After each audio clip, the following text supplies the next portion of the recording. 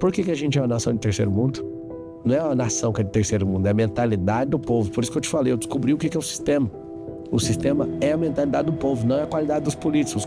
Os políticos representam a mentalidade do povo. O resultado disso. Esse é o sistema. Se continuar nesse modelo, até 2040 a gente vai ser a nação mais escrava do mundo. Qual modelo? Esse modelo de assistencialismo desenfreado. Eu sou conservador e liberal. Eu acredito no livre mercado. Eu acredito que a gente tem que parar de valorizar pessoas pelo capital e parar com essa ignorância, esse absurdo de quase retardo dessa teoria de igualdade em fazer todo mundo... É que é o socialismo prega, né? O Carlos Bolsonaro foi um cara importante para ganhar a eleição, a primeira, e determinante para perder a segunda. É mais difícil trincar a barriga para uma pessoa que gosta de comer igual eu gostava do que fazer 100 milhões de reais. Eu que já fui da pobreza e estou na extrema riqueza agora, né? Me incomoda bastante as pessoas te valorizarem pelo dinheiro que você tem. E eu tenho um acréscimo, né? Eu tenho uma super audiência que, se juntar alguns canais de televisão, não tem. E ainda vem um feminista pra encher o saco. Nós estamos perdidos, cara. Nós somos restaurar a identidade masculina. O problema inteiro da nação brasileira é o homem.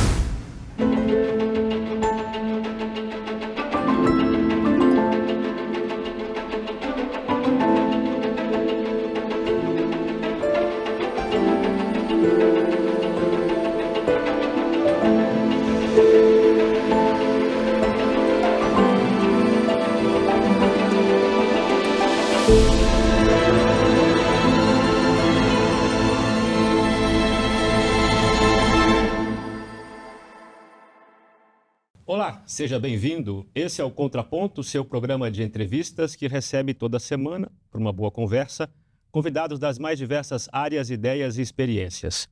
Ele é polêmico por vocação. Seu magnetismo e seu posicionamento nas redes sociais o tem tornado assunto de 1 a cada 10 conversas atualmente. Não satisfeito em erguer e conduzir suas empresas e cuidar de sua família numerosa, ele agora está disputando a Prefeitura de São Paulo. Eu sou Bruno Magalhães e recebo hoje, para mais uma conversa, Pablo Marçal. Tudo bem, Pablo? Tudo. Maravilha. Obrigado aí pelo convite. Você esteve aqui 2 anos atrás, rolou uma treta, mas ficou alguma diferença? Não, nenhuma. Só não mostrou tudo que a gente conversou, né? Ficou uns cortes para trás aí, mas tá tudo bem. Tá certo. Vamos lá, então. Num vídeo que você fez com o Renato Cariani, ou ele fez com você na sua empresa, você apresentou lá, disse que tinha o seu family office e disse que os patrimônios estão com as famílias. Se não é com a sua, é com a do seu patrão. E falou que as famílias... Família do meu patrão? Como assim? Você falou, dizendo para o público, o patrimônio está com famílias. Se não é com a sua família, é com a do seu patrão. Sim. E diz que as famílias controlam o mundo. Sim. Queria que você explicasse um pouco melhor. As 5 famílias mais ricas do Brasil têm mais patrimônio que 100 milhões de brasileiros. Então, quando a pessoa não se desperta, quando a pessoa não tem um sonho, ela vai trabalhar para alguém que tem.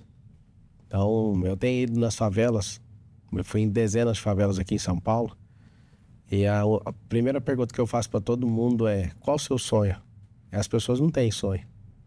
Isso é assustador. E, de fato, quem não tem sonho vai trabalhar para quem tem. Quem não tem um propósito vai trabalhar para quem tem. E isso tem feito o nosso povo pisar no solo mais rico do mundo. E eu equiparo essa situação a ter um computador de altíssima geração, só que com Windows 95. Você quer abrir um aplicativo de riqueza, ele fala: o Windows não suporta abrir esse aplicativo. Quero abrir um de liberdade, não.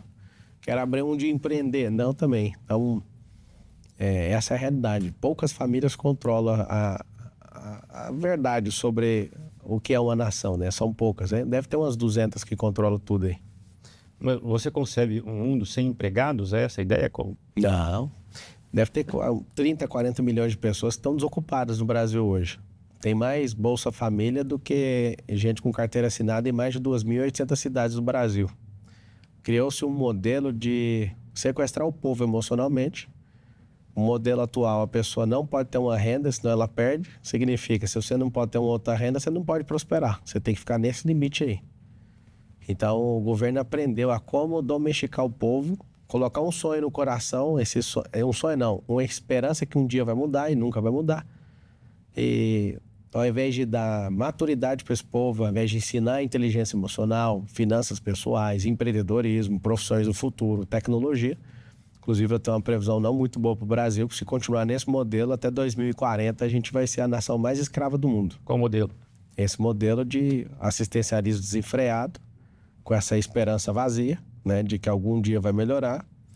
Um governo que não tem responsabilidade fiscal, um governo que não promove o povo, vive contando que tira milhões da pobreza, mas na verdade tem tirado milhões de reais, que já foi comprovado, né, no último governo do PT, sem ser esse aí. Isso aí a gente tá vendo ainda o que vai acontecer.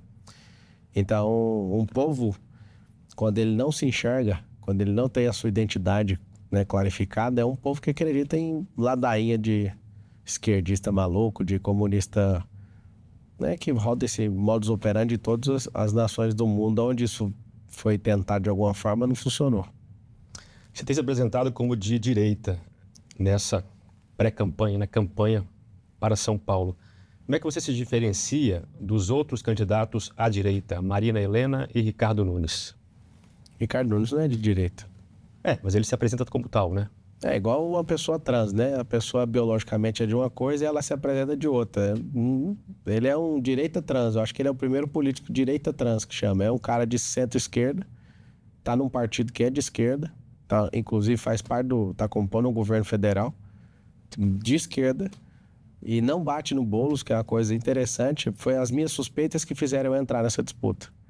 De olhar e falar, por que ele não bate no Boulos? Por que a Tabata não bate no Boulos? Por que ninguém bate no Boulos? Por que sacaram o Salles? Falei, tem um buraco errado ali. Mas o Nunes tem batido de vez em quando. Isso não é bater, né? Fazer um comentário, eu tô na disputa, eu vejo. Não tem absolutamente nada. Tem muita coisa para bater. Se a gente fosse pegar essa suposta direita trans dele aí, eu devo bater 100 vezes no Boulos. Ele faz um comentário uma vez. É porque ele tem o apoio do Bolsonaro, né? Por isso que ele fica como de direita. Você acha que isso não conta? Não. O Bolsonaro, se o Papa apoiar alguém que é de esquerda, vai ser de esquerda do mesmo jeito. Se o cara mais de direita pôr dinheiro na campanha de alguém, e tem, inclusive, cara de direita que põe dinheiro nos caras de esquerda por causa de interesse contratual numa prefeitura, tem gente que põe dinheiro nas duas. Claro. O fato do cara da direita financiar a campanha do cara de esquerda não vai fazer ele virar de direita. Nem o Papa, nem o Bolsonaro, nem ninguém vai tornar a campanha do cara de esquerda a campanha de direita. O secretariado do Boulos, vou falar só duas secretárias atuais. Um é abortista e a outra que é linguagem neutra na escola. Para as crianças ficarem retardadas e ficar falando todos. Do Nunes. Então, só por aí você já vê. Não, é uma falta de coerência absurda esse assunto. Não é de direita e se for direita eu tiver que aceitar, é direita trans aí. Em relação a Marina Helena, quais são as suas diferenças com ela? Nenhuma. Acho que a Marina, ela é uma mulher brilhante, guerreira. Gosto muito dela, já entrevistei ela, a gente troca ligações, me coloquei à disposição dela. Acho que a única diferença que eu tenho com ela é que a democracia não vence o melhor. E até tem vídeo meu falando que se eu não fosse votar na pessoa igual eu votaria nela. Isso que eu ia perguntar para você, já respondeu. Eu falei isso, inclusive... Por que vocês não se uniram de alguma forma? Não conseguiram? Os partidos não se unem? Ela tem um projeto dela, é uma falta de respeito. Várias pessoas já me perguntaram, por que você não põe ela de vice? Ela quer ser prefeita, ela tem que seguir o sonho dela, né? Mas gosto muito dela, a gente troca ideia, um respeito muito grande por ela. Inteligente, diferente de muitos candidatos, ela é realmente inteligente, é capacitada para fazer alguma coisa. No espectro da direita, como é que você se classifica? Mais conservador, mais liberal, ou você não se classifica desse... Eu sou conservador e liberal. Eu acredito no livre mercado, eu acredito que a gente tem que parar de valorizar pessoas pelo capital e parar com essa ignorância, esse absurdo de quase retardo dessa teoria de igualdade em fazer todo mundo... É que o socialismo prega, né? Que todo mundo tem que ser igual. A gente não é uma coisa, a gente é único, né? Como é que eu cobro igualdade de alguém que é único? A gente não foi criado em série por Deus. Então, quando eu vejo as pessoas nessa teoria idiota do comunismo, que é a teoria de pôr todo mundo em igualdade é pôr todo mundo miserável, né? E também vejo o lado do capitalismo malvadão de, peraí, nós avaliamos as pessoas pelo capital que elas têm. Eu que já fui da pobreza e estou na extrema riqueza agora, né? Me incomoda bastante as pessoas te valorizarem pelo dinheiro que você tem. E eu tenho um acréscimo, né? Eu tenho uma super audiência que, se juntar alguns canais de televisão, não tem. E aí eu vejo que tem gente que não me valoriza por causa do meu dinheiro, valoriza por causa da minha audiência. E se eu não tivesse audiência, eu nem ia ser chamado para estar aqui, talvez. Eu acho que a gente tinha que valorizar as pessoas pelo que elas são, pela identidade delas. Eu fico imaginando pela cabeça de Deus como que ele olha para nós, né? Ele olha para alguém, ao invés de medir pelo dinheiro, ele mede pelo nível de obediência. Ele olha e fala assim, ó, servo bom e fiel.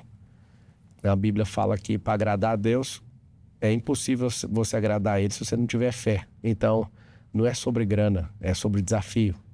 Porque fé não é para você fazer suas coisas que você dá conta. Fé é acreditar no seu coração que você vai para um próximo nível e está faltando alguma parte. A pessoa vai, aquilo é algo que agrada a Deus. Fé é imaginação. A pessoa conseguir imaginar, mas o corpo dela não acredita ainda, né?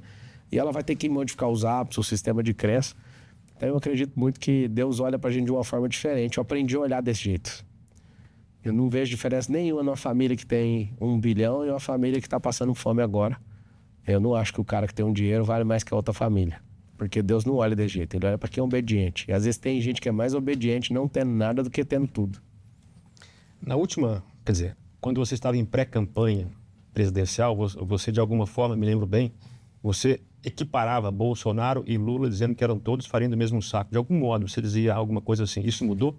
Cara, a sua visão dos dois mudou? Eu estava disputando a eleição naquela época, né? Inclusive já resolvi isso com o Bolsonaro e servi ele na campanha de presidente. Até fui eleito deputado federal. Nós dois, eu e ele, pessoalmente, já resolvemos isso. Assim, o Lula é como se fosse um demônio na política e na história nacional. O Bolsonaro foi um cara que quis fazer o certo. Eu acho que ele nos mostrou como não fazer também. Eu acho que algumas coisas ele passou do limite. E se for comparar o Lula e o Bolsonaro, não faz nem sentido. Até é uma diferença absurda. O Bolsonaro era um cara que trouxe economia para o país, o outro parece como se fosse uma quenga gastando o dinheiro de um príncipe, sabe? Que é um povo. Então, não tem nem comparação um com o outro. Eu sei que isso pode gerar mais um processo para mim, mas o Lula comprovadamente, não posso falar, eu também fiz direito, então... Mal tem dinheiro para pagar, né? Os processos, então ele é reconhecidamente um ladrão. O Bolsonaro não. O Bolsonaro é o cara mais perseguido que existe, né? na política. Eles fazem isso também para pessoas como eu e você também nunca mexer com política, porque vai sobrar isso no final. Você vai servir o povo. Esse modelo do comunismo só tem jeito de você colocar eles, não tem como você tirar eles. Eles usam a urna, eles entram em tudo pela cultura, né? Usam os militantes dentro do ensino. Eles fazem de tudo para serem colocados lá. Igual a Venezuela, não tem como tirá-los de lá. Eu vi o Bolsonaro sendo um cara completamente bem intencionado, mas acabou se ferrando, porque ele perdeu, né? Principalmente para ele mesmo. Acho que ele quis adotar a mesma estratégia da vitória e aquilo que trouxe a gente até um ponto não consegue levar a gente até o próximo ponto. A gente tem que reinventar. Uma coisa é a campanha, outra é o governo, né? Eu acho que ele mostrou como a gente não deve fazer em muitas coisas. Fez muitas coisas brilhantes. Foi o único presidente da história do Brasil, dos 38 até a data dele, que conseguiu baixar efetivamente imposto. Isso é um milagre. Ele mostrou que tem como. E aí o Brasil cresceu mesmo assim. Foi um absurdo assistir isso com os meus olhos. Então não tem como comparar. O Lula é um contador de história, né? Às vezes o Bolsonaro não soube contar a história certa. Se ele fosse bom de narrativa, ele continuava sendo um presidente e indicar um presidente dele agora em 2026 e a gente ia continuar nessa rampa de prosperidade que estava antes. Você que é empresário está agora tentando entrar para a política, como tantos outros fizeram no passado e tentaram fazer.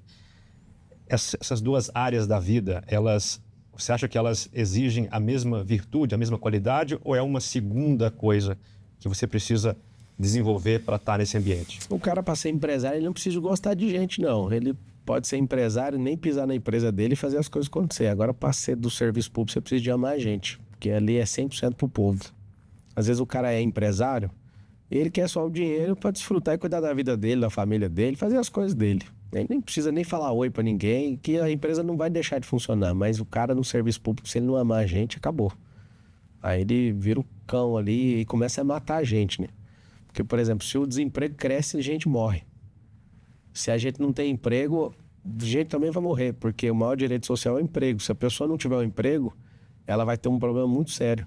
As pessoas vão pra violência. Então, o maior direito social tem que ser garantido por gente que gosta de quê? De gente.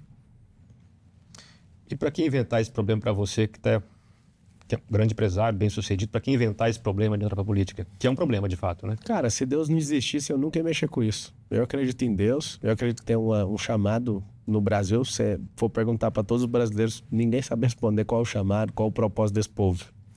Eu acredito que isso aqui é uma terra do avivamento. Deus vai usar esse povo. Aqui é a terra mais rica de todas. Você olha para nossa lavoura, né? A gente tem 3 safras. A gente é o terceiro do mundo hoje, perdendo para os Estados Unidos e para a China. E isso é porque a gente ainda nem é tão produtivo assim. Se a gente fosse produtivo nisso, a gente seria o número 1 do mundo, né? Não é qualquer país que tem 3 safras igual a gente. A gente não tem intempérie, não tem vulcão, não tem neve. É fascinante. A gente tem o maior aquífero do mundo, o maior espelho d'água do mundo. O nosso rio em formato linear, que é o Rio Amazonas, ele perde 600 km por Nilo, mas se põe em formato linear, ele é maior que o Nilo, em volumetria de água. A gente tem o combustível do futuro, que é o nióbio. A gente tem o ouro cinza, que é 200 vezes mais resistente que o aço, que é o grafeno. A gente tem tanta coisa. A gente tem uma reserva de ouro absurda. A gente tem uma exposição solar absurda. A gente tem energia, né, pelo vento de forma absurda. Não falta nada para nós. Só tem um empecilho no Brasil. O software do povo. A mentalidade, o sistema operacional. Eu acabei descobrindo que o sistema que todo mundo fala, o sistema é foda. Eu estou estudando isso, né? Mergulhei na política em 2022 e eu percebi que o sistema é a frequência mental do povo, não é dos políticos. Dá para trocar isso? É igual reinstalar numa máquina. Pensa numa máquina de última geração, você compra um computador de 60 mil reais e instala o Windows 95. O negócio nem era para usar o Windows, né? Tá lá, é da Apple. Aí você vai lá, formata e põe o Windows 95. Para você que está assistindo, ter o melhor computador com toda a evolução gráfica, com os melhores processadores, tudo de última geração, custou 60 mil reais. É o hardware, é o corpo. E você colocar o Windows 95, nada dos grandes programas vai funcionar. Porque o Windows 95 é incompatível com tudo. Então, se eu falo de riqueza para um povo desse, a galera surta. No software do americano, quando eu tenho casa nos Estados Unidos, eu tô lá com a Escalade, aí alguém olha e fala, nice car, good job. Aí eu falo, poxa, mano, que software top é esse? O cara fala, que carro legal, parabéns, né? Bom trabalho. Poxa, em todo lugar que você chega com um carro bom, as pessoas, se são ricas ou não, elas admiram a evolução de uma pessoa, o seu resultado. Aqui não, você roubou, você não sei o quê. Aqui tem um negócio absurdo. É tão doido que recrimina quem prospera, quem luta, e coloca como presidente alguém que rouba trilhão. É realmente um software, e esses caras aprenderam a tirar vantagem dessa vitimização. Um software fracassado, que nem poderia usar o Windows 95, né? Tinha que usar assim, né? É um negócio, o Windows NT, que é antes... DOS. Não, o DOS é bem eficiente perto disso. É o Windows NT mesmo, com gráfico, com problema na placa gráfica. As pessoas não conseguem ver a riqueza que elas têm. Mas vem cá, não parece que esse é o único problema. Você, com essa gana toda, tem esbarrado na questão dos partidos, né? Eu não tenho gana nenhuma. É uma questão gana no bom sentido, no sentido espanhol da coisa. Mas eu não tenho essa gana. Não é uma gana, não. É uma parada de... É meio que sacrifício. Porque gana eu quero de qualquer jeito. Eu acordo todo dia com 2 pensamentos. O cérebro emitindo uma frequência e o coração outra. O cérebro corre disso. Você vai perder muito com isso. Eu sou o único dos candidatos que tem algo a perder. Nenhum outro tem. Nenhum outro. O salário de prefeito, eu tenho 4 aeronaves. Um piloto de helicóptero ganha mais que o prefeito de São Paulo. Então, tipo, eu nem tenho sócio nessa marca. Seu piloto? É, o meu piloto. Eu não tenho sócio, assim. O que eu pago para um piloto meu, o prefeito de São Paulo não ganha. Então, tipo assim, é uma loucura. Meu cérebro sabe fazer conta, né? Você imagina você parando de dedicar a coisas. Eu sou investidor, fico olhando todo dia. Terreno para comprar, prédio para construir, loteamento. Eu fico o dia inteiro em volta disso. Então, mas ninguém faz isso sem gana, Pablo. Não, cara, tem um propósito. Em algum sentido. Não, quando você tem um propósito é diferente. A riqueza para mim tem propósito. Empresa é armamento e dinheiro é munição. É porque você não encontrou uma pessoa igual eu. Aí você vai fazer a leitura errada e eu entendo. Sim. Não é gana. Eu não tenho nem ganância, não tenho nem ambição. Isso, mas não é gana de ganância, é gana de vontade. Nem Cara, isso é você o que tem. eu tô te falando, eu acordo todo dia sabendo, esse trem vai me ferrar, meu cérebro emite esse sinal. Então, se eu tivesse gana, eu ia atropelar isso. Qual que é o outro sinal? Propósito, é o coração. falando, tem jeito de levar essa nação para o primeiro mundo, tem que reinstalar, você tem que ser um hacker. Você tem que hackear o sistema. E o sistema não é o judiciário, não é o executivo. Você precisa usar uma esfera da sociedade para convencer o povo que tem como. Vou te dar um exemplo. Eu sou o candidato que mais vai em favela. Tem gente que nem pisou dos 10. Só um tirou uma foto no lançamento, o outro foi em dois lugares. Um é o que ele mora e o outro ele foi aparecer esses dias. Eu fui em dezenas já. Eu vou o tanto que eu der conta, o tanto de energia que eu puder até outubro eu vou. Eu quero conhecer esse povo, eu quero saber a realidade deles. E aí o que acontece? Você imagina a gente pintando uma favela, asfaltando ela inteira, saneando problema básico ali, de esgoto, mudando completamente e falar, tá aqui um modelo pronto. Acabei de mostrar que tem como redesenhar isso aqui. Beleza? Beleza, vamos multiplicar. Eu quero mostrar que isso é possível. Eu tenho certeza que funciona. E algumas que deixaram eu entrar, eu fiz uma promessa. E eu dou conta de cumprir, parece que eu tô entrando. Se eu não virar prefeito, eu vou resolver esse problema de qualquer jeito. Mesmo que não vire? Sim, eu falei, pode contar comigo. Mas qual o problema? O problema é que essas pessoas têm, elas estão enfiadas dentro de um campo de concentração. Você pega aqui na Zona Oeste de São Paulo, a idade média do paulistano é 86 anos. Aí você atravessa e vai para uma favela que está do lado, é 44 anos. Esse povo está enfiado num lugar para um moedor de carne. Uma família que tem 3 filhos, um foi assassinado, o outro está na cadeia, o outro virou crente para ver se salva a família. A realidade ali é outra. Eu já estou na África, lá em Angola, desde 2019, onde eu fui picado pelo espírito público, e lá para mim era o pior lugar na Terra. Não, aqui em São Paulo é pior. Nós somos a cidade mais poderosa do hemisfério sul e tem gente enfiada dentro do esgoto, uma hora de chuva levanta água e invade a casa de todo mundo. Um contraste forte, né? Absurdo, absurdo. Para mim, aquilo não chama favela. Alguns lugares, algumas invasões não são comunidades, são campos de concentração. Eu fui em uma no Alto do Paraisópolis, no Entravinha.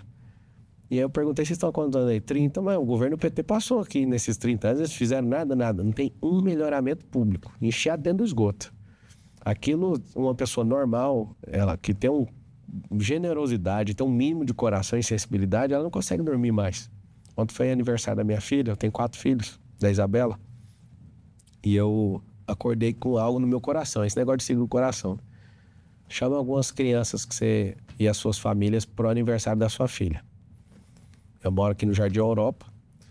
E aí, eu até tenho uma mensagem de um deles aqui agradecendo e falando que nunca tinha ido no aniversário de um rico e tudo. Aí eu respondi para ele, eu também não conseguia ir. Eu chorava quando eu era criança de não poder ir no aniversário de rico. E eu falei, você vai prosperar, porque se Deus te dá acesso a algo, Ele te dá posse.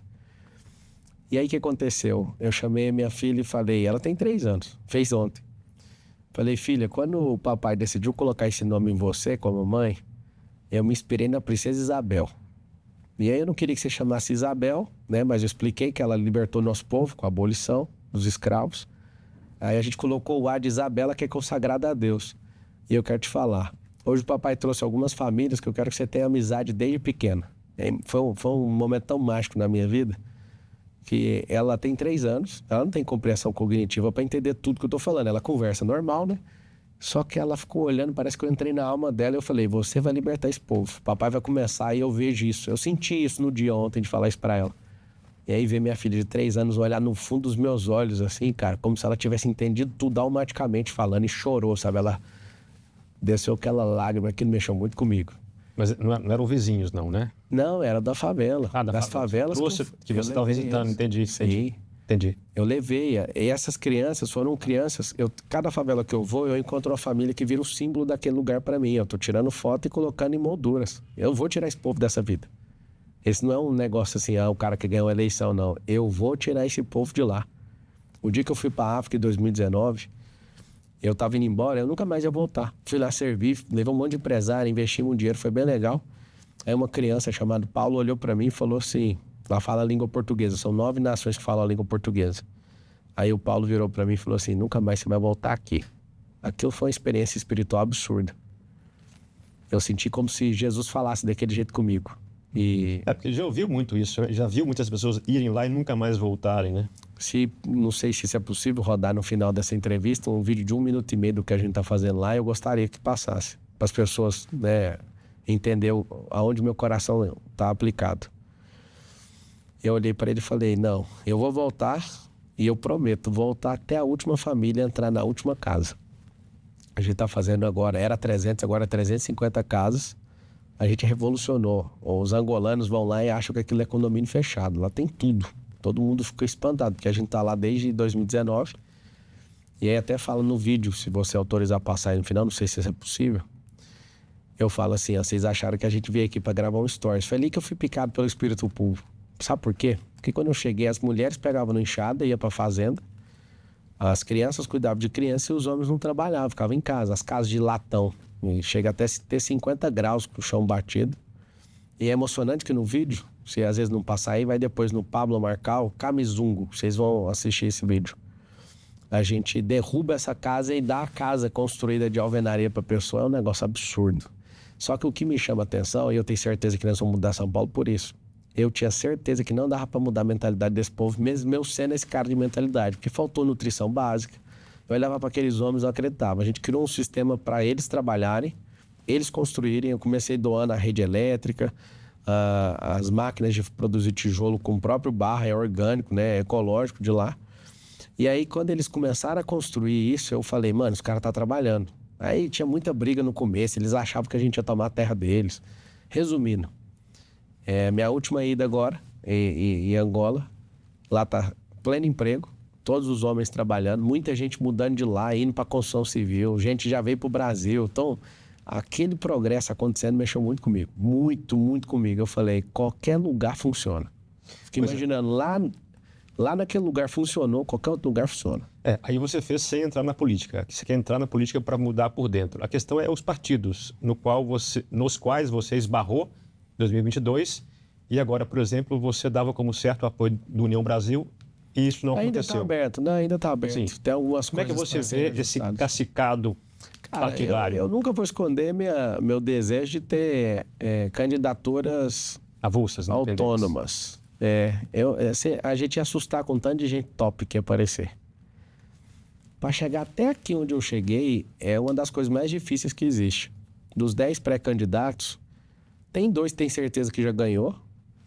Tem um que vai conquistar o povo ainda, que sou eu.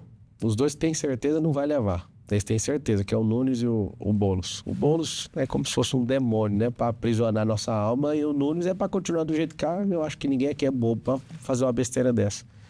E tem um monte de aventureiro e tem um monte de gente que tá lá só para cumprir cota de partido.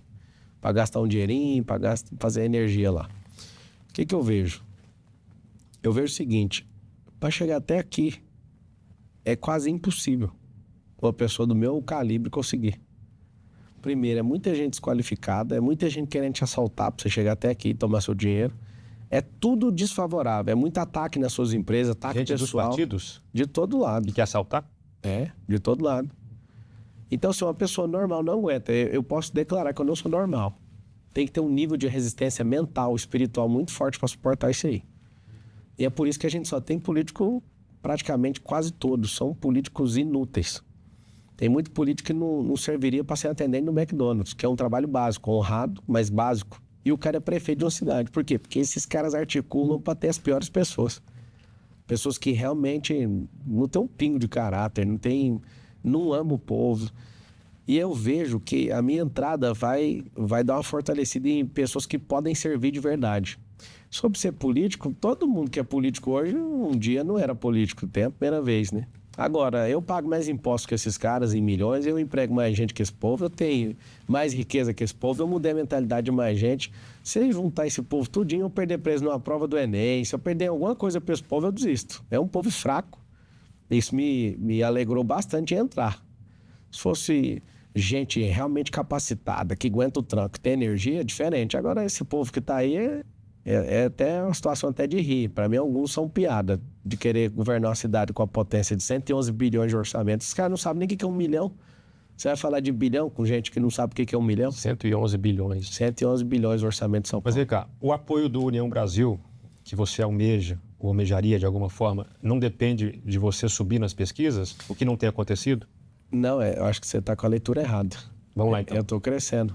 Eu sou o único cara que cresceu na última pesquisa. O Datena, ele é o cara mais conhecido na cidade de São Paulo. Eu sou mais conhecido na internet e de forma global no mundo, por conta da internet, né? Porque eu traduzo meus conteúdos e tudo, e tem alunos de todos os países, salvo engano, quase, ou todos ou quase todos. Alunos, eu tenho 1,5 milhão de alunos e sou assistido só numa rede social por 56 milhões de pessoas, contas únicas que me assistem no Instagram todo mês.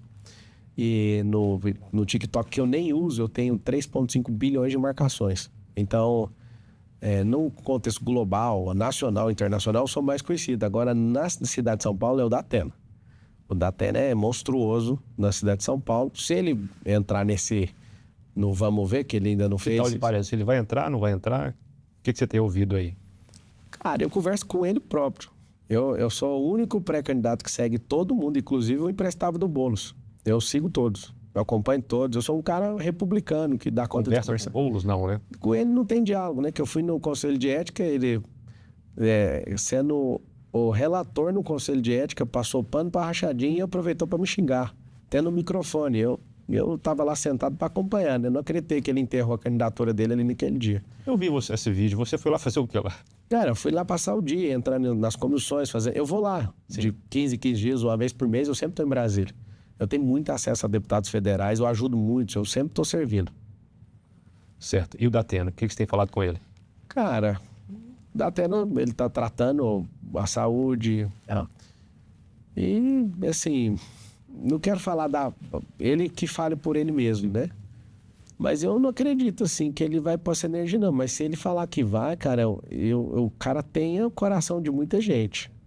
As pessoas às vezes fazem a leitura errada e tudo, mas o Datena, se ele colocar pressão nele, vai dar trabalho esse negócio. Vai dar um trabalhão. E pode acontecer o inesperado. Depende da energia humana que ele vai colocar. Você mencionou que é preciso muita resistência para passar por esse calvário dos partidos, ou do partido. Sobre o União, desculpa, eu não respondi. O União é bem-vindo, mas se ele não vier, tá ótimo, a gente consegue persistir nisso.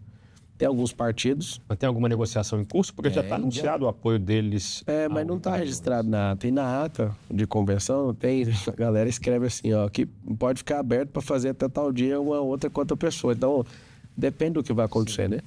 Tem muita coisa estourando do Nunes, eu espero que não seja verdade esse negócio da creche, que é se mexer no mais sagrado da sociedade, que é a criança, e se ficar comprovado esse negócio do Nunes aí que estourou, eu acho que todo mundo vai pular fora dele ali, porque ele vai desidratar de uma forma que não dá para chegar nem no que eles chamam de ou primeiro turno, entendeu? Porque para mim não vai ter nem segundo turno nessa eleição de São Paulo. Não? Não. São 8 milhões de eleitores, eu preciso de 3 milhões, eu vou alcançar esses 3 milhões, eu vou conquistar eles. Eu ainda não tenho, ninguém tem, né? Mas eu vou arrumar. Já foi feito em São Paulo, acho que se fosse uma invenção da minha cabeça, mesmo assim eu ia conseguir. Agora já tem um método, alguém já fez, então nós vamos fazer de tudo para conquistar esse povo. Você mencionou o calvário dos partidos, que cansa e é preciso resistência para passar por isso. Você julga que tem dançado bem essa música com os partidos? Sim, eu me encontro e falo abertamente com todos os líderes partidários praticamente. Qualquer hora que eu ligo pro Valdemar Costa Neto, ele me atende, me ofereceu vaga no Senado para eu desistir da prefeitura. Eu encontro com a CM, com o Caiado, com o Rueda, com esses caras todos, a Renatinha do Podemos. Eu tenho um acesso com essa galera muito boa.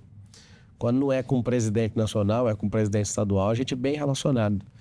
Eu aproveitei bastante em 2022 para fazer um bom network com eles, então eu tenho um acesso diferenciado com eles.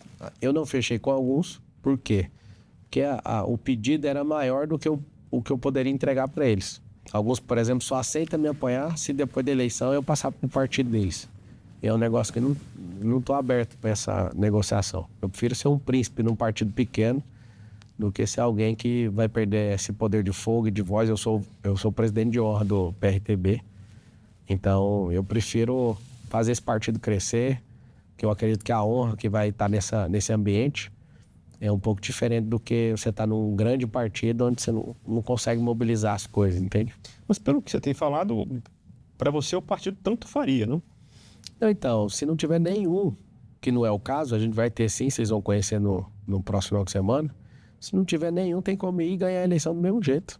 Isso não é Um Bolsonaro, por exemplo, ele ganhou a eleição sem máquina, sem padrinho, sem partido, praticamente, sem tempo de televisão.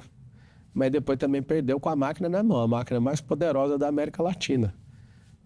Na eleição tudo pode acontecer. Na eleição ela é igual a mineração, você só conhece na apuração, né? Quem é mais resistente, quem consegue tomar menos gol e quem consegue fazer mais gol, é isso que faz total diferença na eleição. Que ele perdeu por quê? Quem? Jair Bolsonaro perdeu as eleições. É uma sequência de erros. Na sua opinião? É uma sequência de erros, assim, absurda. Ele subestimou a saída do Lula ali, eu acho que não poderia ter subestimado a saída do Lula. Saída da cadeia. A descondenação. É uma inovação jurídica que fizeram para não trazer mais problema até para minha campanha, né? Mas ali é uma inovação jurídica. Aquele dia que eu vi aquilo, deu vontade de rasgar o diploma de Direito. Fiquei 5 anos na academia para um dia ver aquela cena, mas já passou. A segunda foi o núcleo de decisões ali do Bolsonaro é um núcleo muito fechado. Não ouviu certos conselhos durante o governo. Campanha é uma coisa, governo é outra e reeleição é outra. Errou na estratégia de tráfego pago, não rodou tráfego pago da conta do Bolsonaro. Eu fiz um vídeo, inclusive foi eu que desenhei essa escrita desse vídeo, tem gravado eu lá no plano. Na conta pessoal ou na conta da campanha? Na pessoal, tinha que rodar na pessoal. Ele era o político mais seguido do mundo, não sei se ele ainda é. No Brasil, eu sou o terceiro político mais seguido, né? Primeiro é o Bolsonaro, depois o Lula, depois eu, no Instagram. O que acontece? Eu fiz um vídeo com ele para ele gravar a cabeça das cidades do Brasil inteiro, 5.557. Ele gravou umas 853. Gravei lá, fiquei a madrugada com ele gravando. E aí o vídeo era para encaixar numa mensagem dele pedindo perdão por algumas falas. E aí acabou que o Carlos Bolsonaro não gostou, falou que o pai dele não pediria perdão para ninguém, que não era para fazer aquele tipo de coisa. E é muito ruim porque o Carlos, ele atrapalhou muitos relacionamentos e muita gente de aproximar do Bolsonaro. Ele me atacou, eu fiquei calado. Mas Quem? O Carlos? O Carlos, infelizmente, o Flávio tem um relacionamento muito bom, é o que eu mais tenho abertura para conversar, e com o próprio presidente. Só que o que aconteceu? Eu vejo que politicamente o Bolsonaro ele foi muito econômico e ele não deu espaço para os políticos governarem do lado dele. Ele não deu cargo. Pra gente honesta, não é pra vagabundo, não. Você olha alguns políticos ali, vou falar um que lançou o Bolsonaro e ninguém sabe, que é o Marco Feliciano, na Comissão de Ética. Da Comissão de Direitos Humanos. Foi ali que começou a primeira vez o Bolsonaro. Depois aquele negócio do kit gay, depois os vídeos de corte rápido, aí ele foi explodindo. Eu fui acompanhando desde a faculdade de Direito essa ascensão do Bolsonaro. Ele colocou ali 6 mil militares na presidência da República, sendo que ele poderia colocar realmente, dividir o poder ou compartilhar o poder com gente honesta. Ele acabou não fazendo. Um erro que eu vi que ele cometeu, ele não foi atrás de alianças, né, de partidos políticos. E ele poderia ter ajudado os partidos lançarem outros candidatos na inicial para depois juntar com ele num bloco. Ele ficou 100% contra todo mundo. Isso é muito ruim. Num cara que é presidente da República. Uma coisa é ele para entrar, ele fez certo, conseguiu entrar. Manter, fez errado.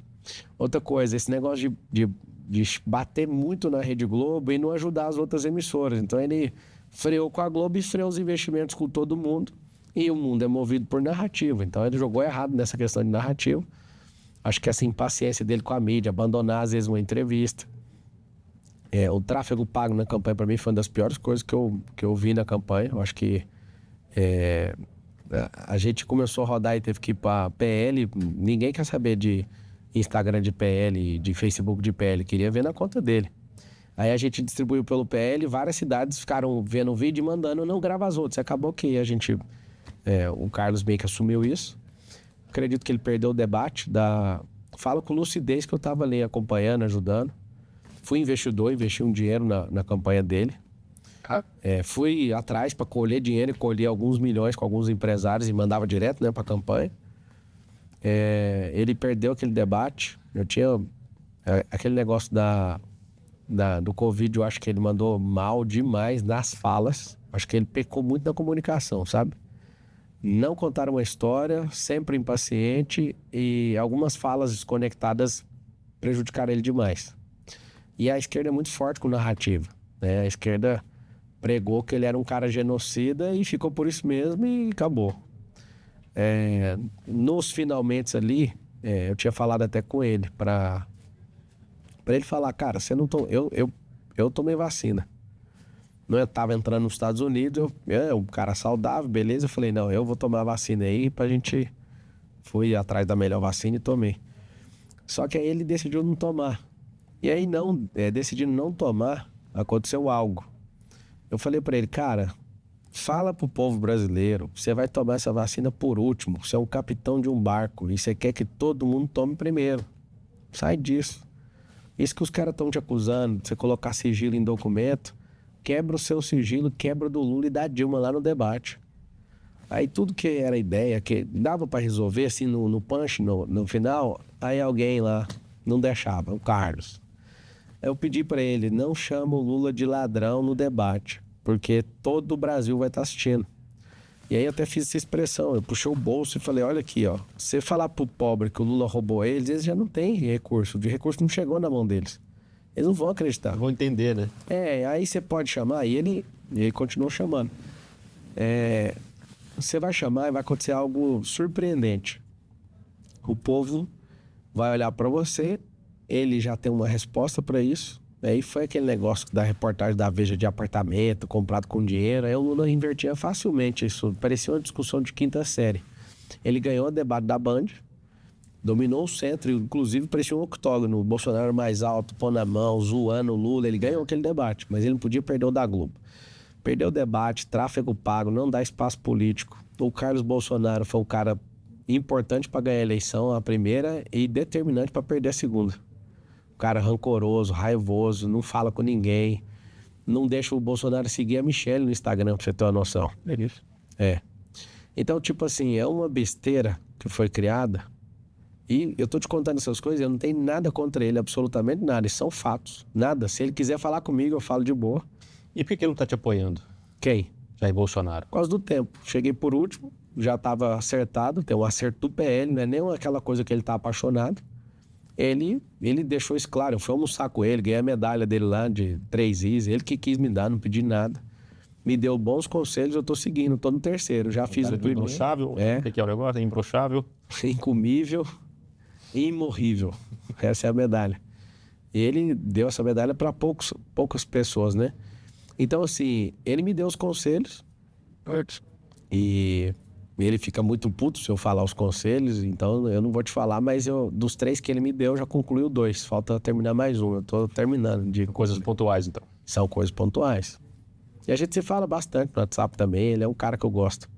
E o Tarcísio, você conversa com ele, não? Já conversei, ajudei um pouco na campanha dele, mais dando do Bolsonaro do que dele. É um cara que eu gosto e fica animado de janeiro poder ajudar a cidade de São Paulo, tendo ele como governador, que é um cara que é tocador de obra, um cara correto. Eu vejo verdade no Tarcísio, eu gosto muito dele. Como é que começou a sua relação com o Felipe Sabará, que está coordenando a sua campanha? Ele está coordenando o plano de governo. É o irmão, braço muito forte, mudou completamente a pré-campanha, né? Depois que ele chegou. Ele que veio até nós, quando ele era secretário ainda do Tarcísio, que ele descobriu que a gente parou tudo que a gente estava fazendo para ajudar o Rio Grande do Sul. Sim, um ponto aqui ainda da pauta. Inclusive, se eu não estiver enganado, até a esposa do Tarcísio foi lá, não foi, Alexandre? E foi. Ele foi a pedido dela, que é da questão de assistência social e tudo, foi entender por que a gente estava disparando aquele tanto de carreta, né? Mandamos 4 milhões de quilos de suprimento para... Então, ele procurou você naquela ocasião, daquela ajuda? Não foi eu, não. Ele foi na empresa, ele nem sabia que era eu, não. Foi lá pelo governo, meio que em off, a gente não quer vincular, mas a gente pode entregar algumas coisas aqui. Aí encostou caminhões ali para a gente carregar e levar. 2.000 pessoas envolvidas no nosso movimento, o portão de uma sede de uma das nossas empresas ficou aberto por 33 dias, sem parar, carregando 206 carretas para o Rio Grande do Sul. Foi assustador o que a gente fez. A gente criou um aplicativo de resgate de gente e de animal para encontrar pessoas. Abrimos 10 CDHs, Centro de Distribuição Humanitária lá. A gente fez o network com as pessoas que a gente conhece, pegamos 10 galpões e essas carretas foram enviadas para esses galpões para entregar nos abrigos. A gente criou um aplicativo de rastreamento de carreta, a gente criou uma empresa de logística praticamente para salvar aquele povo. Tudo porque eu estava assistindo no primeiro dia que aconteceu, e aí eu acho que num segundo eu vi um vídeo que acabou comigo, que é um vídeo de uma família esperando o resgate, o helicóptero fica em cima e a água vem, derruba a casa e eles morreram. E aí ali eu saí e falei, cara, eu tenho aeronave, eu tenho stand de dinheiro, eu tenho stand de empresa, stand de sócio, nós vamos parar tudo e vamos servir esse povo. Aí eu chamei meu sócio e perguntei para eles, se a esposa de vocês, ou o marido de vocês, ou os filhos de vocês estivessem lá, vocês fariam o quê? Aí todo mundo, a gente iria. Eu falei, então a gente vai falar que a nossa família tá lá. Foi loucura. Aí eu fui lá, fiquei no salvamento. Foi muito forte. Cheguei em alguns lugares, gente presa dentro de casa, e água subindo. Eu virei uma madrugada lá em Matias Velho, na canoa.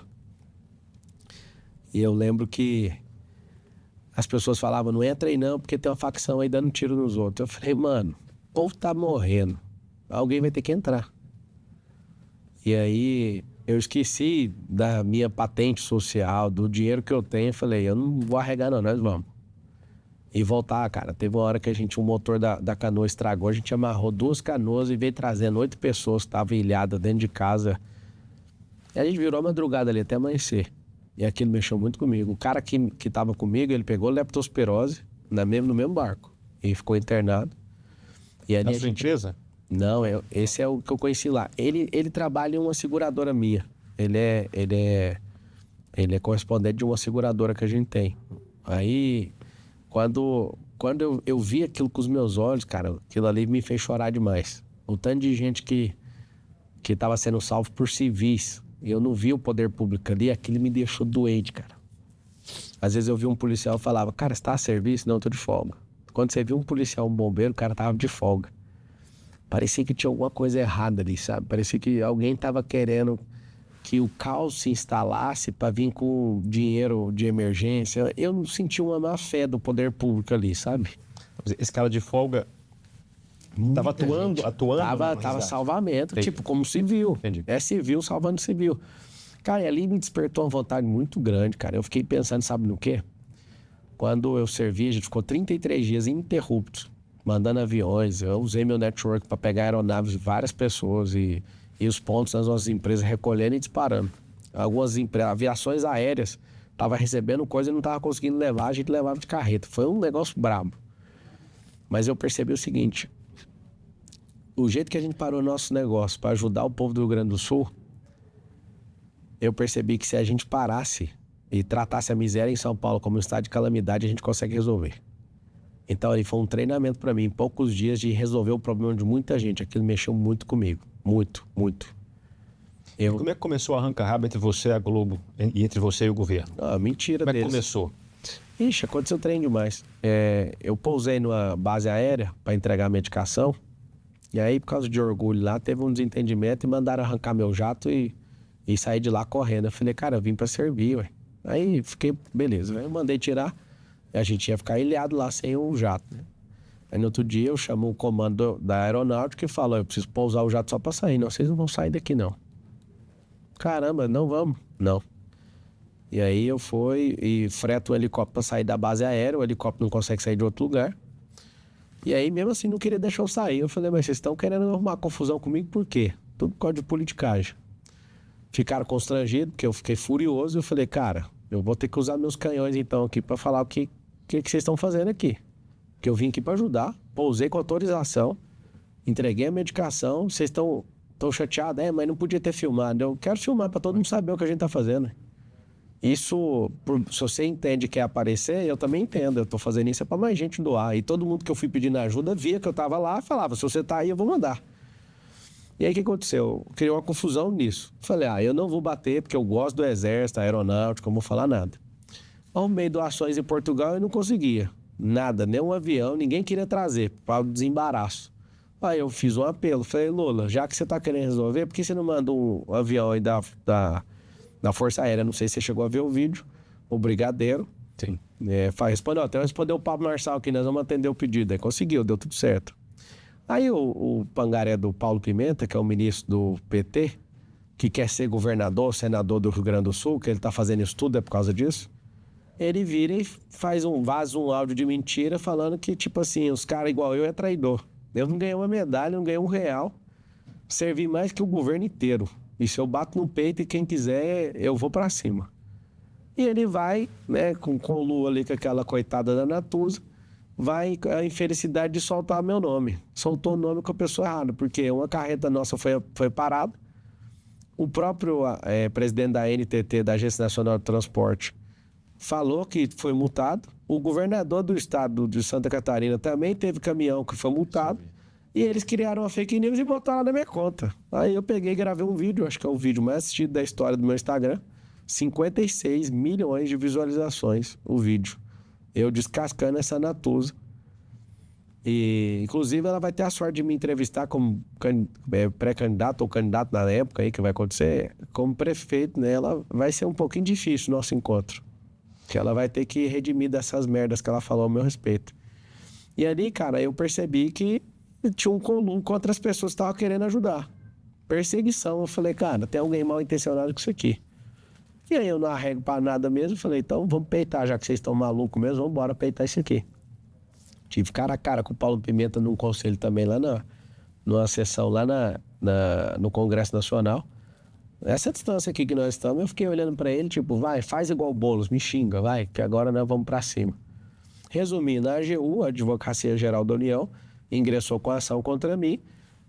O juiz deu 15 dias para eles fundamentar lá o que eles estavam pedindo, eles não fundamentaram, não virou absolutamente nada. Porque a ação era por quê? Qual que é o objeto dela? Como se eu estivesse inventando fake news e eu tivesse que pedir desculpa para o governo federal.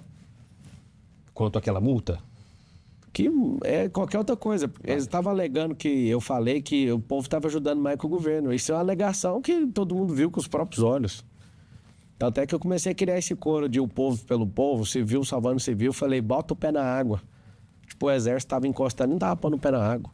Nessa live, acho que foi nessa live mesmo, você falou que ia processar a Globo. Isso foi adiante? Foi raro Continua?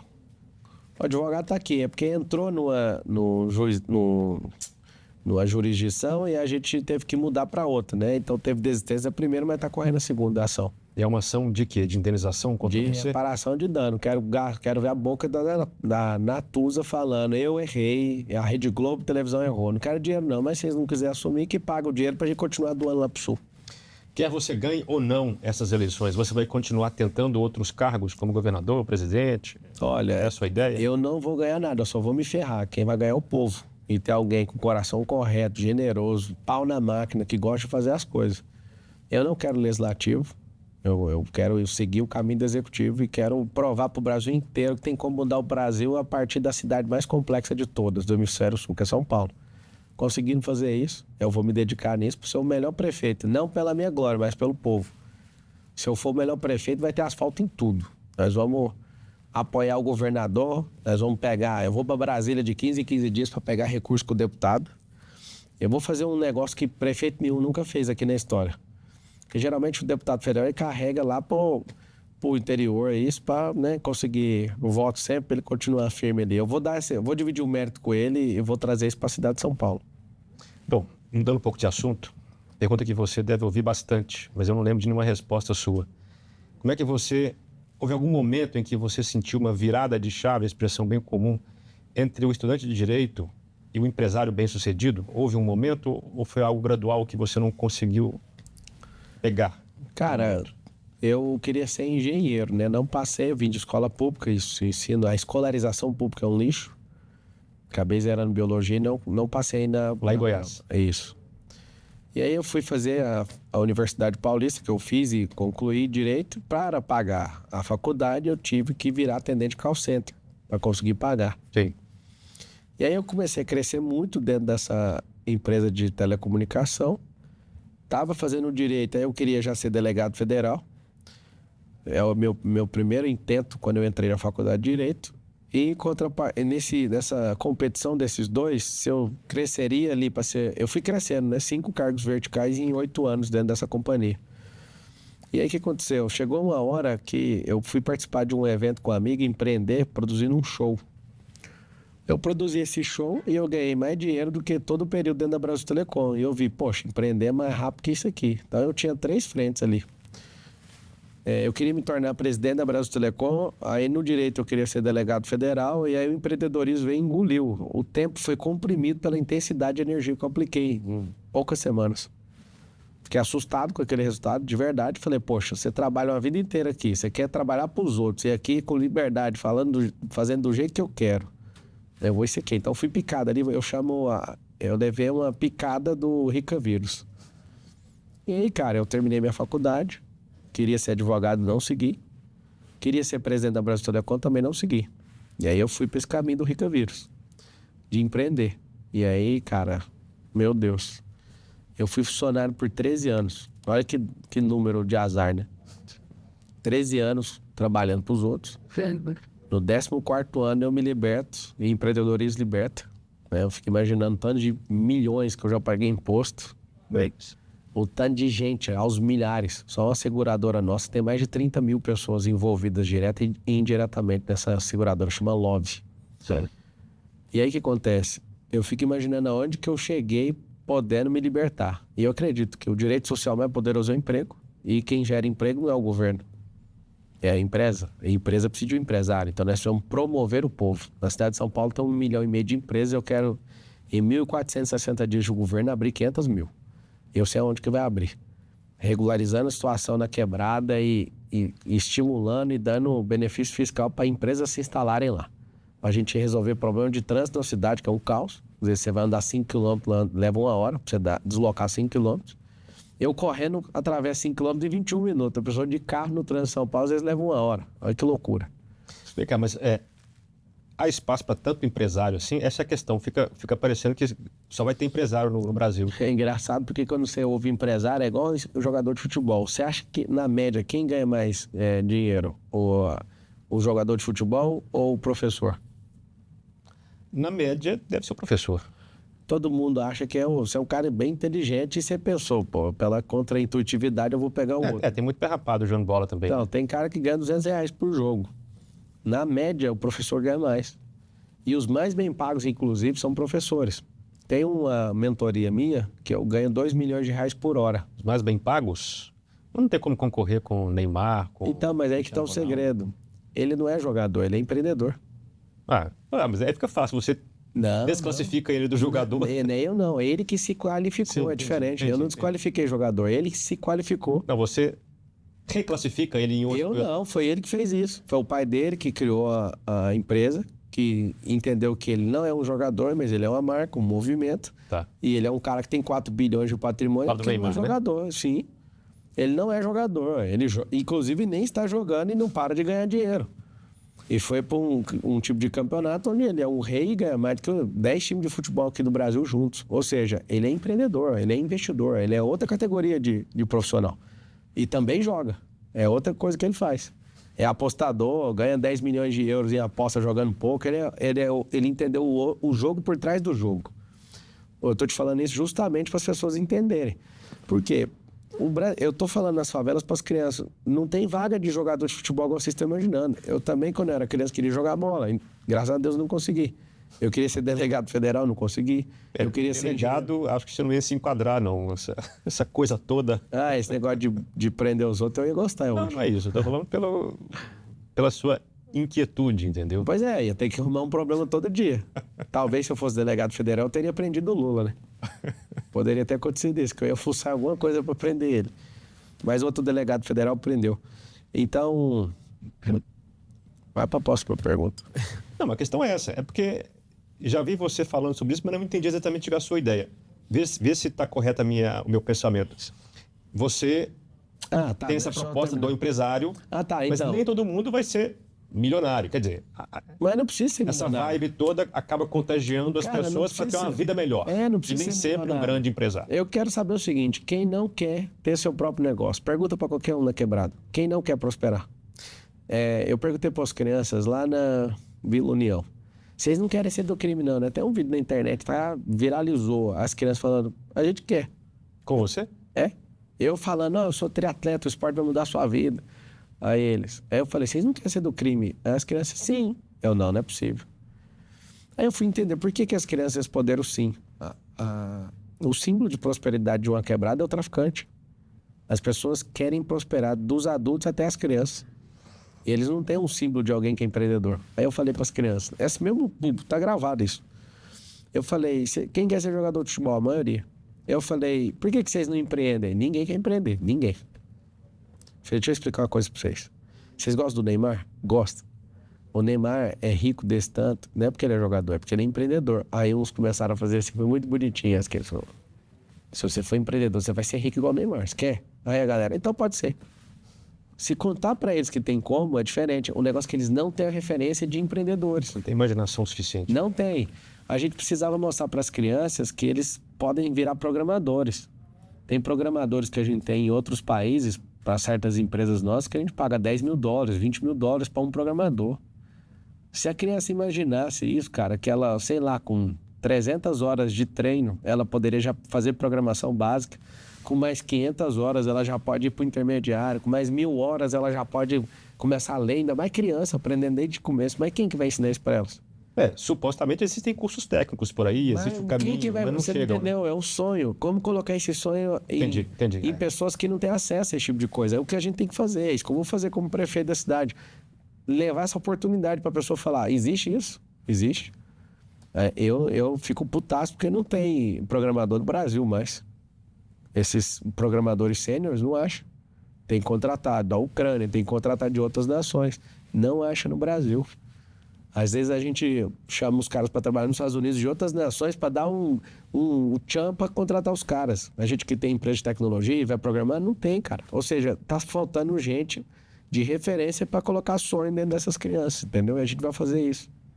Me fala uma característica pela qual você era conhecido na infância ou na juventude. Na infância, acho que inquieto. Essa leitura que você falou de ser inquieto. Acho que alguém que sempre estava se movimentando.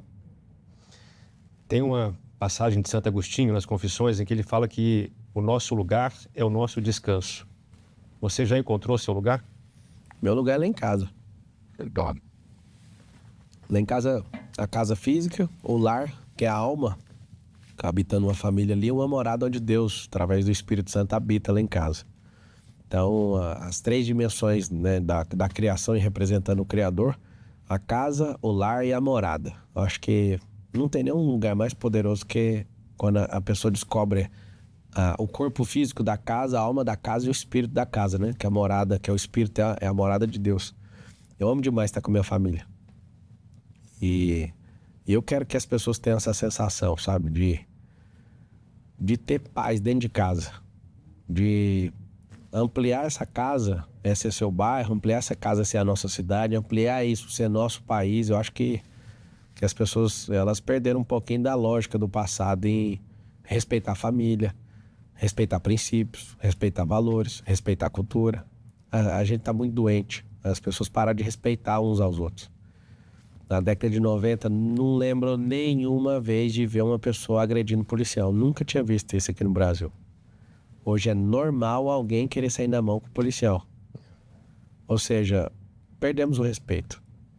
A discussão de Olimpíada é Lula e Bolsonaro. A discussão de qualquer assunto é essa idiotização política. E quem ganha com isso é a esquerda. A esquerda é que propaga esse tipo de coisa. Ganha por quê? Porque manter todo mundo ocupado e dividido. Se a gente for um povo mirado numa direção, você vai olhar para a China. Eu percebi isso, que eu gosto demais de ficar estudando a evolução de um país, por que eles estão fazendo e tudo. Aí um dia eu descobri um número que me deixou doente. O PIB chinês em 1990 era abaixo de 400 bi. Era dos 361 bilhões. E o PIB brasileiro em 1990 era 420 bi.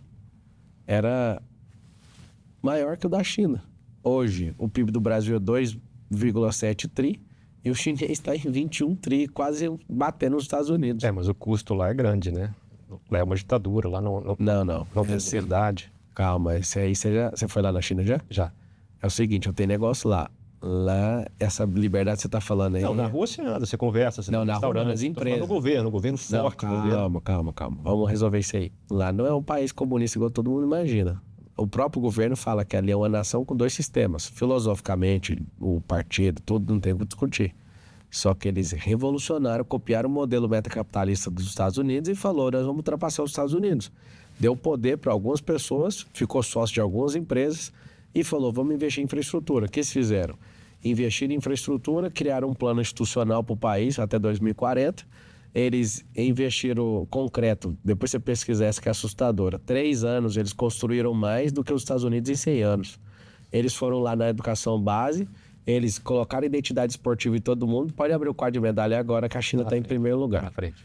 eles revolucionaram o direito trabalhista. Antes o povo era tudo camponês. Eles falaram, nós vamos construir os maiores símbolos. Aí a gente parte do que eles pegaram, o que tinha de melhor em todas as nações. Todo mundo de inteligência artificial está morando lá. Tanto é que eles viraram referência. Eles eram uns copiadores na década de 90 e hoje eles estão mostrando como é que faz. Eles fabricaram tanto carro chinês, que você pode vender sem parar, que não vai parar de chegar. As empresas de carro, eles construíram seus próprios navios para entregar. Então tem uma demanda de carro já pronta para o mundo inteiro. Vai engolir a Tesla várias vezes, aquela BYD. Esses caras fizeram o quê? Eles revolucionaram a empresa. Eles estão colocando a primeira empresa para funcionar 100% sem nenhuma intervenção humana da Xiaomi. Eles estão revolucionando tecnologia, comunicação, tudo. Por quê? Porque antes eles copiavam os produtos. Agora eles compraram a cabeça dos inventores. A cabeça de gestão de tecnologia. Eles mudaram completamente. Só que é aí que tá. Eles são uma nação. Se não é do jeito que a gente concorda, eu entendo. Vou fazer o quê? Senão lá chamava céu, se lá não fosse comunismo, né? Eles são comunistas. Só que eles criaram 2 sistemas e é falado isso politicamente. Desde quando eu comecei a ingressar à China e ter esses acessos, eu fiquei indignado. Mas como que um comunista funciona? Você acha que dá para copiar uma parte sem copiar outra? A parte que dá para copiar é ter um plano até 2050, até que o plano meu de governo para a Prefeitura de São Paulo chama SP50. Nosso problema eleitoral é que as pessoas criam planos para 4 anos. A gente tem que ter um plano para 40. Nós somos de um plano para 50 anos. E o plano chama SP50 para a gente mirar São Paulo em 2050, mas conseguir chegar em 2050 antes de 2030. Dá para chegar. Mudando aqui, ó. Você imagina a gente investindo na cabeça das crianças com 5 coisas: inteligência emocional, educação financeira, empreendedorismo, tecnologias e profissões do futuro. 300 profissões vão deixar de existir nos próximos 10, 15 e 20 anos. 300. Você imagina. O cara é advogado hoje, daqui a 20 anos não tem emprego de advogado mais. O algoritmo vai engolir. Não tem erro, dá conta de ler os processos tudinho, você imagina. Ontem eu fui fazer um rap pra confrontar o Boulos, pra ver se ele sai comigo numa batalha de rima, que ele acha que é da Quebrada. Eu vou mostrar quem é da Quebrada. Eu fui lá, escrevi a letra. Na verdade, eu peguei, eu mandei pra um cara, o cara me ajudou a escrever, coloquei na inteligência artificial, a música voltou, eu falei, mentira que você fez isso. Mas escrever não vale, tem que ser espontâneo, você sabe, né? Não, cara, você faz isso.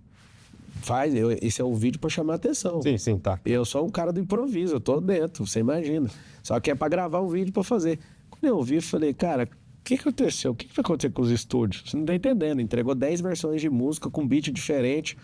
Falei, cara do céu, de graça o aplicativo. Eu falei, acabou o mundo, mano. Acabou o mundo. A Xiaomi mostrou que o mundo acabou.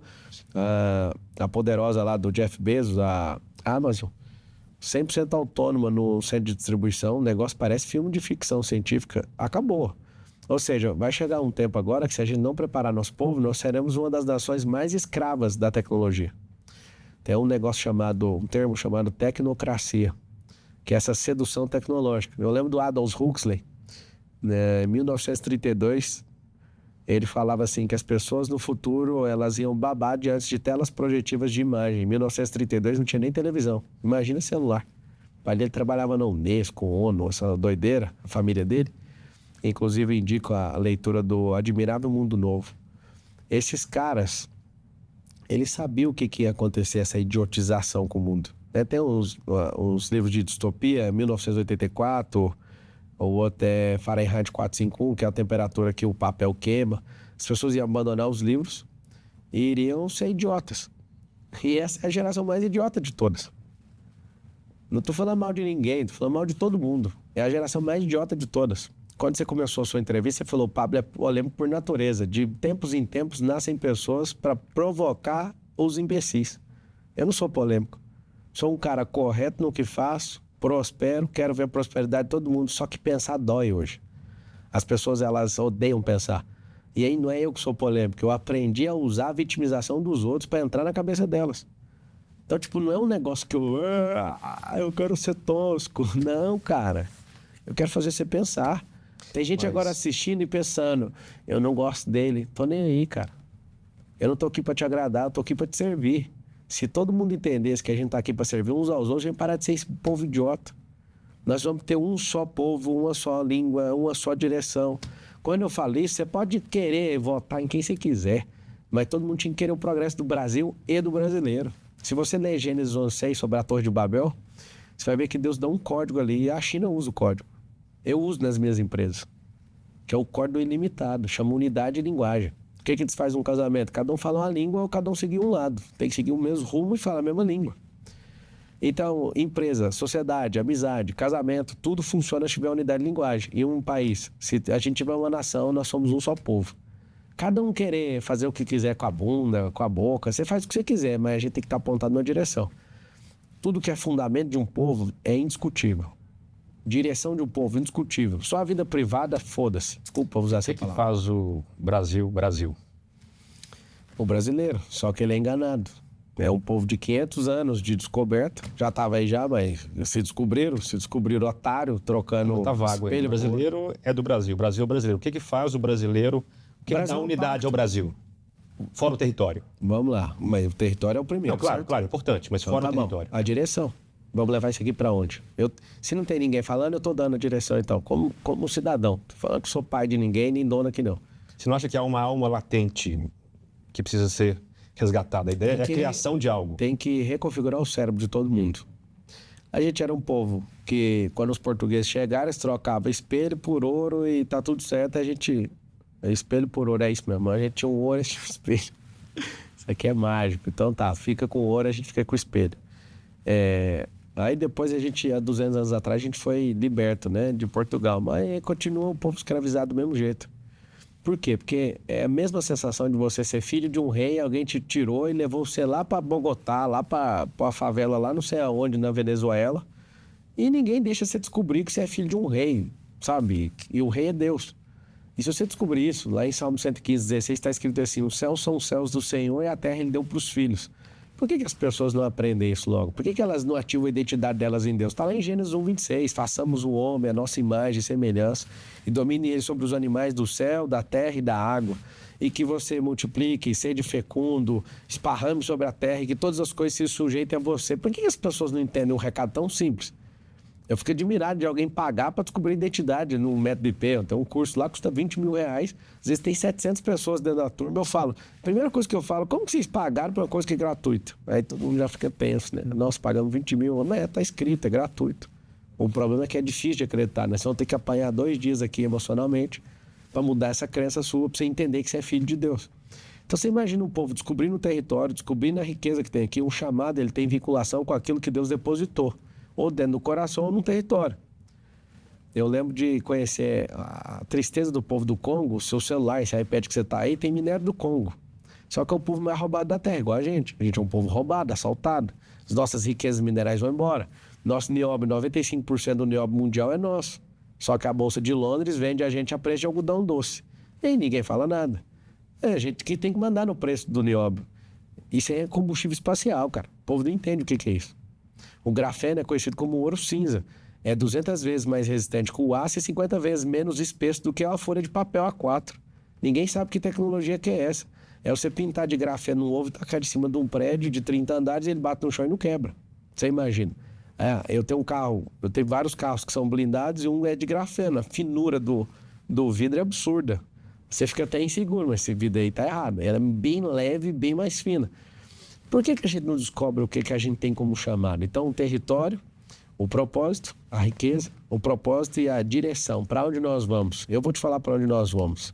Se eu conseguir resetar a cabeça de todo mundo, não é para pensar igual eu. Todo mundo pode pensar diferente, mas tem que ter o mesmo alvo. Fazer essa nação se tornar uma nação de primeiro mundo. Eu que vim da escola pública, me deixava puto ouvir que a gente era uma nação subdesenvolvida. Nós somos uma nação de... Eu odiava essa expressão, terceiro mundo. Por que a gente é uma nação de terceiro mundo? Não é uma nação que é de terceiro mundo, é a mentalidade do povo. Por isso que eu te falei, eu descobri o que é o sistema. O sistema é a mentalidade do povo, não é a qualidade dos políticos. Os políticos representam a mentalidade do povo. São o resultado disso. Esse é o sistema.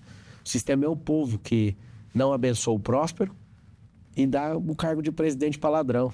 Esse é o problema. A gente é muito rixoso. A gente gosta de desvalorizar. A gente não gosta de... Por exemplo, se eu e você estudamos na escola pública e um terceiro estudou também, ele prospera, né? A gente, ao invés de ter humildade de perguntar como é que você fez, a gente junta nós dois para atacar a pessoa. Tem 3 fases quando uma pessoa quer mudar, transicionar uma carreira. Todo mundo vai zoar ela primeiro. Aí ela vai entrar na memificação. Eu já fui memificado, né? Tem a mumificação e o cara que vira meme. Se ele não der quando sair, é pra sempre fica com aquilo. Segunda fase, já que a zoeira não tá funcionando, a gente vai tratar com raiva. E aí, se você não arregar, aí você conseguir chegar no resultado, as pessoas vão falar, como é que você conseguiu? Me ajuda. Por isso eu falo pra todo mundo que tá assistindo, você quer fazer algo, se não tiver ninguém te acompanhando, te apoiando, essas pessoas estão falando assim, ó, eu não faço parte da sua próxima fase. Vai embora, faz o que precisa ser feito. Porque depois todo mundo vai te chamar de gênio. Eu lembro quando eu falei que esse é o número 1 de lançamento digital no país, todo mundo ria. A gente é maior da América Latina. Eu sempre venho falando para as pessoas que eu vou fazer alguma coisa e ninguém bota fé, cara. Eu lembro quando eu falei assim, eu vou ficar bilionário, né? Um grupo empresarial. Sou só um trabalhador, né? As empresas é um instrumento, tem muito sócio, mas eu falei, nós vamos bater bilhão. E quando bateu, eu lembro todo mundo, eu sempre acreditava que estava só, cara, nunca que vocês pensaram que isso era possível. E eu amo isso, cara. Eu acho que a vida é movida de desafio. O brasileiro é criativo, mas é um povo acomodado. Eu vi um podcast, você falando como você se preparou para o Ironman. E você disse algo assim, que cada desafio a que você submete, ele toca ele toca num aspecto, numa zona de conforto, num desconforto que você precisa trabalhar para ultrapassar. Queria saber se você, que tanto pensa sobre isso, se já tem uma tipologia das travas mentais aí. Seguinte, o cérebro tem um monte de ilha. Vou representar a sua cabeça aqui, ó. Você tem 86 bilhões de neurônios, seu corpo tem 37 trilhões mais ou menos de células. Se você ficar com um sistema de crença acreditando que você vai acordar e vai entrevistar alguém toda semana ou todo dia, você se resume àquilo. Se você, por exemplo, falar assim, eu quero virar Ironman, alguma coisa vai ter que mudar. Vai ter que mudar uma linha de pensamento, um hábito. Aí quando um hábito muda, vai ter outro hábito para mudar. Mudando o hábito, as pessoas que você está andando não estão acompanhando, você vai ter que fazer uma escolha. Ou você vai ter que retroceder por causa dessas pessoas, ou você vai ter que arrumar outras pessoas. Então você vai começar a mudar de ambiente, pensamento, frequência, hábito. Você vai mudar tudo. Aí vai ver uns micro resultados, aquilo vai te alegrar. Você virar um Ironman, você vai aprender a correr. Eu comecei a correr 5 km todo dia. E aí eu falei, poxa, mano, isso aqui eu nunca imaginei correr 5 km nem um dia. Eu tô correndo todo dia. Em 2023 eu corri 100% dos dias, 365 dias. Que ano foi? Ano passado. Você corria na rua ou esteira? Na rua. Na esteira eu corri 2 vezes, talvez numa ilha que eu tava em Angra. O resto é tudo na rua mesmo. Em parque, tudo. Ó, corri. Aí alguém me chamou pra ir no... As pessoas dessa amizade, né? Desse rolê, me chamaram pra fazer um... Eu não decidi, que eu não queria. Fazer um triatlo. Nossa, cara, aquilo foi a atividade mais difícil do mundo. O doutor que tá ali, ele não conseguiu terminar o triatlo. Aí ele ficou... Na verdade, ele foi desclassificado, mas terminou. Aí depois eu falei, poxa, mano, vai mexer com isso nunca mais. Vamos lá. Eu corri todos os dias 5 km, um ano inteiro sem falhar. Depois fiz 11 maratonas. Ou não, maratonas eu fiz 7, 11 triatlos. Eu fiz um Ironman e depois fiz um Ultraman. Foi inclusive esse ano. O Ultraman eu fiz uma distância de 452 km na Flórida. Em 35 horas e 17 minutos. 8 km nadando. De bike? Não, é triatlo. Ultraman é assim, ó, 8 km de nado. Eu fiz em 3 horas e 53. 360 km de pedal eu fiz em 14 horas. E o resto, 84 km de corrida, cara. Eu fiz até fechar os 35 horas e 17 minutos. No começo parecia impossível. Porque tem gente que tá assistindo, tem preguiça de pegar um carro e rodar 452 km. Claro. E eu fiz em 35 horas e 17 minutos. No Ironman tinha 2.200 pessoas na prova. No Ultraman tinha 14.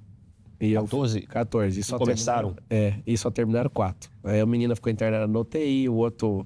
2 pararam por questões médicas, o outro pegou hipotermia. Foi um negócio feio, a prova é ferrada.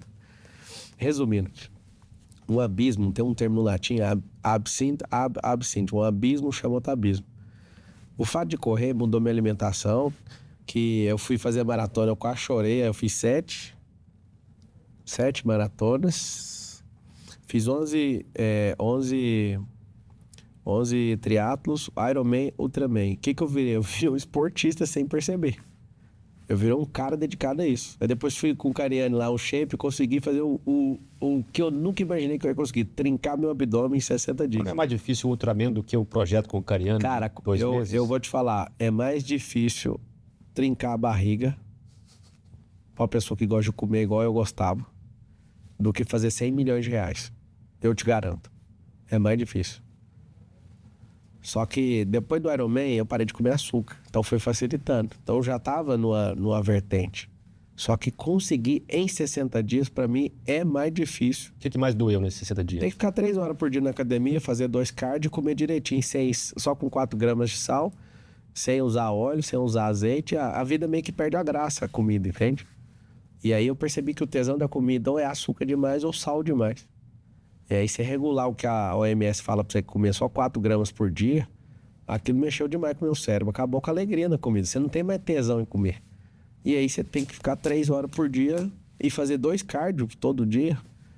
Mas chegou no dia do desafio, ninguém tava acreditando, cara. A hora que eu arranco a camiseta e o negócio trincado, tudo pirou.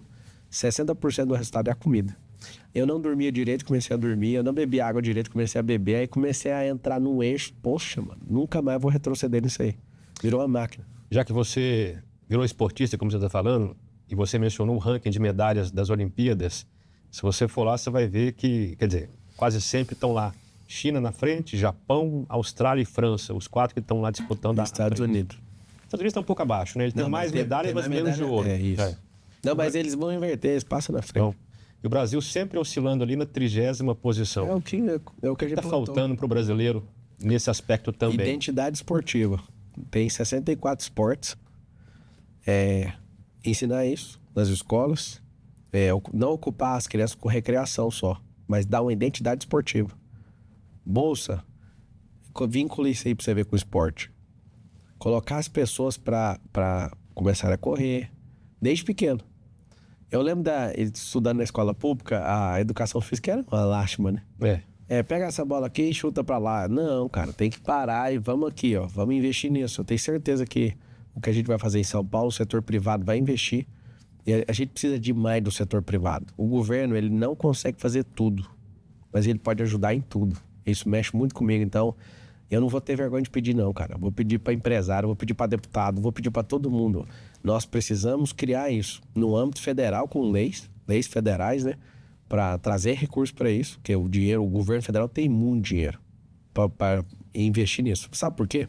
São Paulo também tem 111 bilhões, pô. Mas não é assim. Não é os 111 bilhões que eu, igual empresário. Claro. Eu pego os 111 bilhões e vou colocar onde eu quero. Não, tem que seguir a lei de diretrizes orçamentárias. Por exemplo, você sabe que se a gente investir muita energia no esporte, a gente vai ter pessoas mais dedicadas na alimentação. A gente não vai ver esse tanto de gente obesa. Se a gente investir, por exemplo, um monte de gente em luta, né, em artes marciais, a pessoa não vai entrar em briga, porque quem é doutrinado... Tem uma certa ética, né? Sim. A pessoa ia ficar mais competitiva, ela ia ficar com ela ia entrar pro alto rendimento, a pessoa ia aprender a empreender, porque o esportista tem que ter financiamento, patrocínio, então ela tem um sonho, tem que ir atrás de gente para financiar isso. Ela tem que aprender, senão ela não consegue. Agora você imagina a gente investir desde pequeno na cabeça da pessoa para ela ter um esporte, o esporte moldar o caráter dela. Correr me fez ficar mais resistente. Quando eu fui pro desafio com o Cariani... Qual sentido? Mais resistente a quê? A qualquer coisa. Por exemplo, eu fui fazer com o Cariani, ele falou, você vai fazer hoje é o dia da morte, num treino de perna, né? Um treino de perna bem feito, dá uma desestabilizada no caboclo. Aí ele falou, você vai fazer agora a morte tá vindo aqui, tá lá no YouTube. Aí eu olhei e falei, mano, o que é isso? Aí fiz os agachamentos, tudo no peso que ele falou, e ficava olhando como é que esse cara aguenta. Aí eu ficava pensando na minha cabeça assim, mano, agora foi um Ultraman, que é essa bosta aqui desse treino de hoje? Então você vai fazer 10 séries de 10, dá 100 aqui, né, puxando a cadeira extensora. Aí eu fiz a 100, eu olhei pra ele e falei, isso aqui era a morte? Aí eu fiz mais 50 sem parar. Depois fiz 210 polichinelo, ele olhou e falou, mano, você tem problema? Tem, cara. O que você tá falando pra mim é menos do que eu já suportei de problema. Quando um cara consegue chegar numa prova de Ultraman, a cabeça dele muda. Eu vejo o povo me atacando, imprensa, polícia, não sei o quê. Cara, minha cabeça é de alguém que aguenta porrada, ficar ligado 35 horas e 17 minutos de forma ininterrupta. De onde você tá tirando isso? Minha cabeça não para por causa de uma crítica. Crítica pra mim é igualzinho elogio. Quem depende de elogio vai cair na primeira crítica. Pra mim, nenhum dos dois serve pra nada. Eu vou debater com algumas pessoas, aí tem gente que fala, mas como que você não entra na emoção? O outro, ele é psicopata. Não, cara, eu já fiquei de cama por causa da opinião dos outros. Já? Já, cara. Sabe o que eu tenho pra te falar? Se eu te xingar em hebraico, você vai incomodar? Talvez não. Pelo tom, talvez eu vou achar estranho. Mas você conhece hebraico? Não conheço. Então, se você não conhece, não faz mas diferença. o tom, talvez, um tom muito... Mas eu posso xingar de forma elegante. Você, talvez não. Você é do meu tamanho, mas um cara, o dobro do meu tamanho, me xingando, de repente você assusta, né? Coisa é, o que você faz com um cara que é o dobro do tamanho? Dá um passo pra trás, você fica na distância linear e tá tudo certo. Só que o que eu tô te falando é que a linguagem depende do significado que você carrega. Presta atenção no que eu vou te falar. Se eu te xingar em hebraico, aramaico, se eu te xingar em latim, você não vai importar se você não souber, não julgando que você não saiba. Mas se eu xingo numa língua que você não conhece, aquilo não tem significado para você, certo? Sim. Em português é só você tirar o significado. A pessoa que está falando isso é só você pôr na sua cabeça que ela está falando dela. Tanto é que qualquer um pode ir pro debate comigo que não mexe nem um fio do bigode aqui. Eu fico olhando pra pessoa, coitada, ela tem problema de paternidade. Nossa, ela cheira cocaína. Nossa, o que é isso? Viciada em pornografia. Eu fico com compaixão da pessoa. E não entro no gás. Meu sentimento não é depositado naquilo. Minha emoção não é envolvida naquilo. Então, depois que eu descobri que se alguém me xingar em outra língua, eu não tenho referência daquilo, então é só pegar na minha língua e tirar a referência. Recodificar. Isso, cara, é uma linha de comandos. Tem que entrar no seu sistema operacional e falar, elogio é igual a zero. Eu não importo com elogio, zero. Que é aluno meu nem elogia para falar, você não importa mesmo? Eu não importo mesmo, cara. Eu não preciso disso. Tem gente que fala, né, a gente precisa de elogio para... É como se fosse uma energia. Então isso é bom, porque energia eu já vi foi do sol. Energia eu já vi foi na água. Energia está no sono. Energia está no exercício, liberando endorfina. Energia está na dopamina, quando você tem uma novidade de vida. Imagina se as pessoas aprenderem isso desde pequeno. Imagina a gente ensinar o impacto nos homicídios. 70 mil ia cair para 5 mil no país o ano inteiro. A pessoa, quando trai, ela fala... A traída, ela fala, eu vou matar. Ou se ensinar inteligência emocional para o povo, não vai matar esse tanto de gente. A gente tem mais homicídio do que a Ucrânia e a Rússia junto em estado de guerra, cara. Não faz sentido o nosso povo não entender isso, cara. E quando foi que as críticas te derrubavam na cama? Para você que está assistindo pelo YouTube, nossa entrevista termina aqui, mas ela vai continuar lá na plataforma de assinantes da Brasil Paralelo. Se você quiser assistir a parte final da entrevista com o Pablo Marçal, eu recomendo que você assine o streaming da Brasil Paralelo. O link para se tornar membro da BP com uma condição especial do programa Contraponto está no QR Code ou na descrição deste vídeo. Eu aguardo você lá na plataforma de membros da Brasil Paralelo. Uma crítica justa ou injusta? Foi injusta, é por isso que eu fiquei de cama. Eu fiquei louco. Falei, Às vezes uma crítica justa, bem colocada, derruba também. Cara, uma crítica justa, bem colocada, se você conseguir zerar a referência, não vai mudar nada. Eu vim da pobreza, mas eu não vim de dentro do esgoto, igual muita gente tá morando. Isso realmente deu uma triturada no meu coração, sabe? E o que esse esquerdismo, essa coisa asquerosa quer destruir na civilização de hoje, principalmente judaico-cristão? Quer destruir a base das nações. Família. Esses ditadores são o quê? Famílias.